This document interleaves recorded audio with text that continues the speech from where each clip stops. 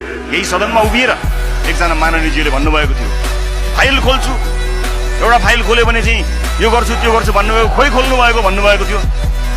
File खुलेको 24 घण्टामा सरकार ढाल्नुभयो। कसरी खोल्ने फाइल? 24 घण्टामा। यो देशको बच्चा बच्चालाई थाहा छ सरकार किन ढल्यो। यो देशको बच्चा बच्चालाई थाहा छ कसका कारणले सरकार ढल्यो। स्पष्ट केही नियुक्ति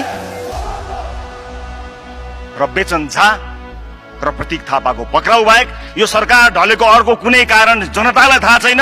तपाईहरूले आफूले गरेको सहमति खल्तीमा हाल्नु भएको छ, देखेका छैनौं। आज यतिखेर यो सदनमा उभिएर म गर्वका साथ भन्न सक्छु 21 सिटको दल, 4वटा मन्त्रालय, सदनमा विरोध, सडकमा पुतला, अदालतमा मुद्दा, चारैतिर हंगामा। यस बीचमा 4 महिनाका बीचमा यति धेरै मानिसहरू, हाई प्रोफाइल मानिसहरूको पक्राउ, केहीको त नाम मैले लिनै हुँदैन। लोकतन्त्र खतरामा पर्छ, प्रेस स्वतन्त्र खतरामा पर्छ।